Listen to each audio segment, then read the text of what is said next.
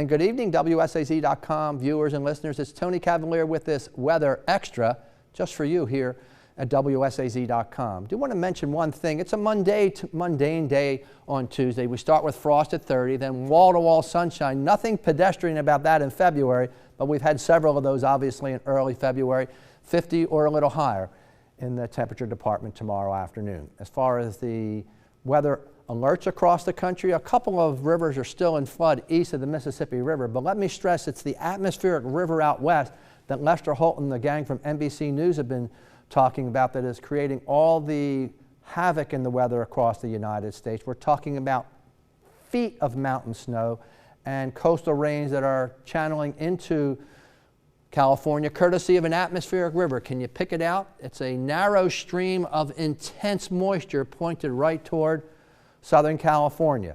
And it's being pointed there by the Matador low pressure swirling like an eddy out over the open Pacific. It then grabs it and thrusts it headfirst toward the west coast.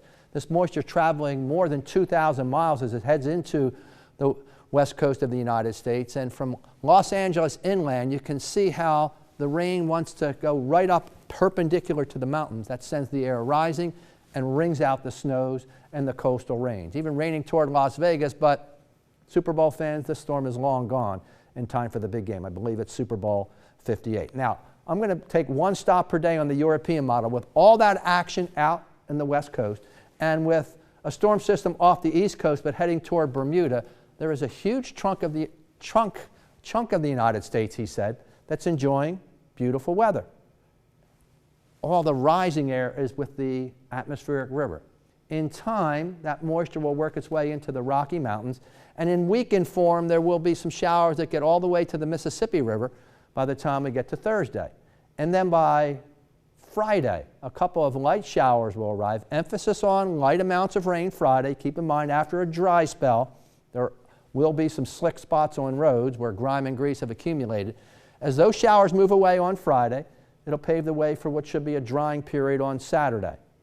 Saturday dry, Sunday starts dry, that's Super Bowl Sunday. Then sometime Sunday night into Monday, the next wave of rain will be moving into our area. And that one should be more substantial and could be accompanied by some gusty winds. So the opportunity for a first alert day weather-wise by Monday has to be closely scrutinized here from the Weather Center. But the trend from now until Valentine's Day, we're at or above seasonal norm temperature-wise.